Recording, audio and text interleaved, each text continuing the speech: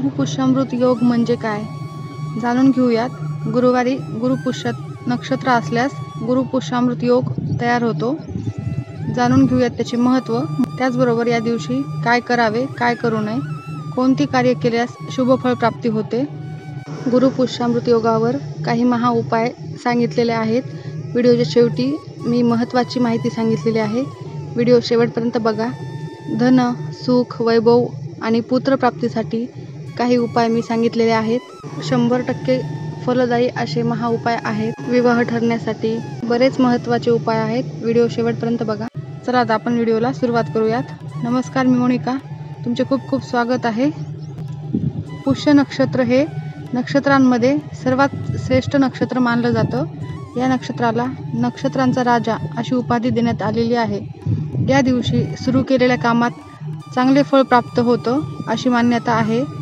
या नक्षत्रात केलेल्या कार्यास स्थायीत्व भाव, त्यामुळे भविष्याच्या दृष्टिकोनातून लवकर बदल होऊ नये अशी कामे या दिवशी केली जातात. म्हणजेच स्थिरतेने आणि एकाग्रतेने कामे केली जातात. हे नक्षत्र खूपच शुभ फलदायी असते. दुसरीकडे देवगुरु बृहस्पतीला ग्रहांमध्ये मंत्री आणि गुरुचं स्थान प्राप्त आहे. गुरुवारची दृष्टी सर्वात पवित्र मानली गेली आहे. त्यामुळे गुरुवारी पुष्य नक्षत्र असल्यास गुरुपुष्यामृत योग तयार होतो. आता आपण बघूयात या दिवशी कोणते कार्य केल्यास शुभफळ प्राप्ती होते. गुरुपुष्यामृत योगात सोनं खरेदी करण्याची प्रथा आहे. कारण सोन्याला शुद्ध, पवित्र आणि अक्षय धातू असे मानले जाते. त्यामुळे या नक्षत्रात सोनं खरेदी करणे खूप शुभ मानले जाते. या नक्षत्रात वाहन, घर तसेच जमीन खरेदी करणे, त्याचबरोबर वही खाते खरेदी करणे शुभ मानले जातात. या दिवशी घर, मंदिराचं बांधकाम सुरू करणे खूप शुभ मानले जाते. गुरुपुष्यामृताच्या दिवशी देवी लक्ष्मीची मनोभावे पूजा केल्यास ती प्रसन्न होते. घरात सूर्योदय आणि सूर्यास्तापूर्वी देवी लक्ष्मीच्या आगमनापूर्वी तुपाचा दिवा लावावा. या दिवशी मंत्रजप सुरू केल्यास त्याचं अक्षय पुण्य प्राप्ती होते. या नक्षत्रात शिल्प, चित्रकला आणि पुस्तक खरेदी करणे शुभ मानलं गेलं आहे. आता आपण बघूयात या दिवशी कोणते कामे करू नयेत.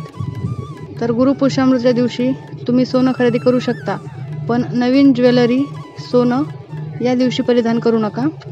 या दिवशी विवाह करू नये, कारण पुष्य नक्षत्राला ब्रह्मदेवाने श्राप दिला आहे. त्यामुळे या दिवशी विवाह वर्जित आहे. या नक्षत्राचं स्वामित्व शनीकडे आहे.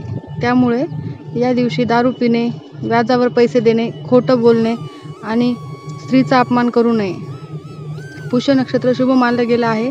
त्यामुळे या दिवशी कोणतेही तामसिक आणि अपवित्र कामे करू नयेत. गुरुपुष्यामृत योगाच्या दिवशी काही उपाय करायचे आहेत. तर या दिवशी दान करावे. गुरुपुष्य योगावर खरेदीसह दान पुण्याला खूप महत्त्व आहे. नवीन कपडे, फळे, धान्य, पादत्राणे आणि पैसे गरजू लोकांना दान करावेत. गोशाळेत चारा द्यावा. या दिवशी मंदिरात पूजेचे साहित्य अर्पण करावे. भगवान विष्णूंची यथाशक्ती पूजा करावी. भगवान शंकराला बेसनाचे लाडू अर्पण करावेत. यासह शिवलिंगावर हरभरा डाळ आणि पिवळे फूल अर्पण करावे. गुरुपुष्यामृत योगाच्या दिवशी दुसरा महत्त्वाचा उपाय म्हणजे पुष्य नक्षत्राला सर्व नक्षत्रांचा राजा मानले गेले आहे. या दिवशी देवाची पूजा अर्चा केल्याने व्यक्तीच्या जीवनात प्रत्येक क्षेत्रात यश मिळते.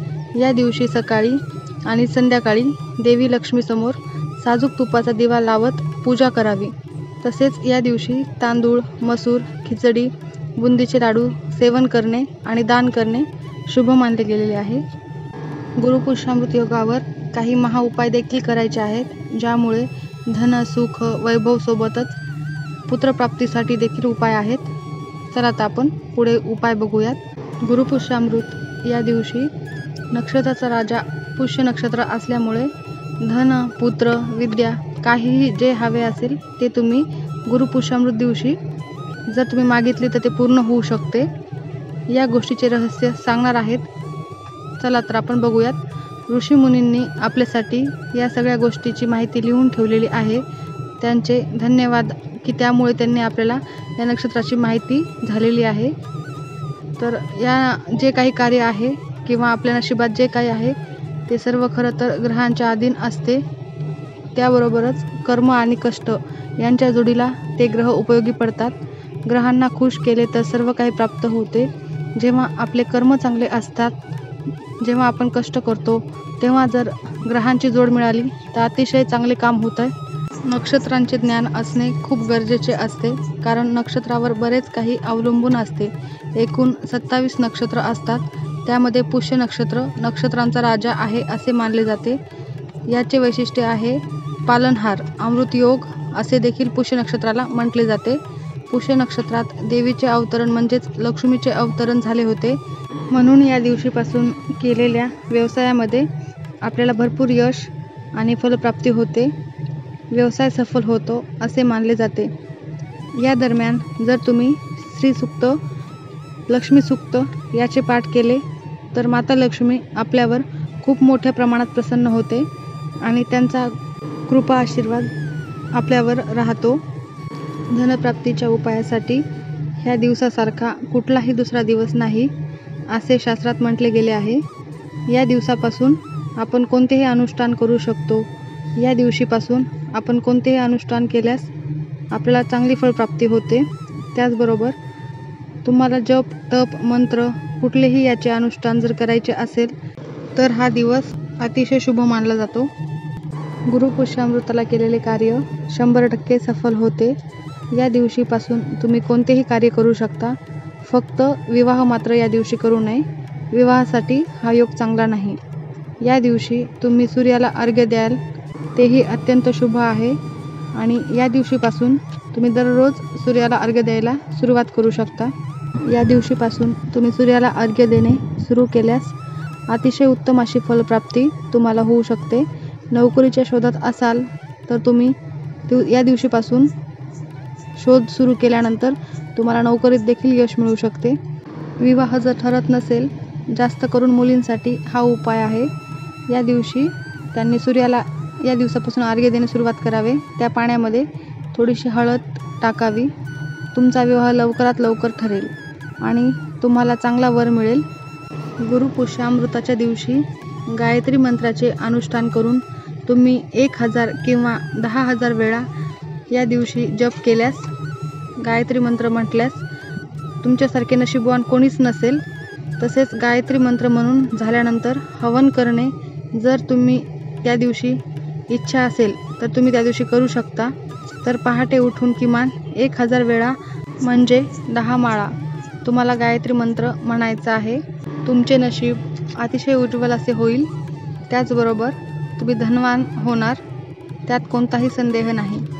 गुरुपुष्यामृताच्या दिवशी सत्यनारायणाची कथा जर ऐकली तर तुम्ही भाग्यवान असाल. या दिवशी त्याचे विशेष महत्त्व आहे. त्यानंतर प्रत्येक मनोकामना पूर्ण करण्यासाठी श्रीसूक्त आणि हवन केल्यास तुम्हाला हवे ते मिळेल. तुम्ही कायम धनवान राहाल. सगळ्यांपैकी एक तरी उपाय साधा आणि सोपा आहे. तुम्ही पहाटे उठून किंवा रात्री जागून नक्की करा, फळप्राप्ती होईल. गुरु आणि शनी यांचा प्रभाव त्या दिवशी खूप चांगला असतो. सोने, चांदी, लोखंड हे खरेदी करणे अतिशय लाभदायक ठरते. दुसऱ्या दिवशी पहाटे याची पूजा तुम्ही नक्की करू शकता. ती गोष्ट तुम्हाला अतिशय लाभेल. नवीन व्यापारासाठी हा दिवस अतिशय चांगला आहे. ज्यांना पुत्रप्राप्ती हवी आहे किंवा ज्यांना मूल हवे आहे, अशा जोडप्यांनी ज्या बाळासाठी तरसत आहेत त्यांच्यासाठी एक छानसा शेवटचा उपाय सांगत आहे की संतान गणपती स्तोत्र म्हणून एक पुस्तक आहे. छोटीशी पोथी मिळते, ती तुम्हाला या दिवशी वाचायची आहे. सलग 21 दिवस किंवा सलग 11 दिवस तरी तुम्हाला ही पोथी वाचायची आहे. त्यानंतर दुसरं म्हणजे पुत्रप्राप्ती स्तोत्र, संतान गोपाल स्तोत्र पठण या दिवशीपासून सुरुवात करून तुम्हाला हे रोजच वाचायचे आहे. दोन्ही पुस्तकांची नावे पुन्हा एकदा सांगते. संतान गणपती स्तोत्र, पुत्रप्राप्ती स्तोत्र किंवा संतान गोपाल स्तोत्र याचा पाठ जर तुम्ही केला तर तुमच्या घरात छोटासा बाळकृष्ण नक्की येईल याची खात्री मी तुम्हाला देते. माहिती आवडली असेल तर लाईक, शेअर आणि सबस्क्राईब करा. बेल आयकॉनला प्रेस करा, जेणेकरून तुम्हाला माझ्या नवनवीन व्हिडिओ बघायला मिळतील आणि अशीच माहिती मिळेल. धन्यवाद.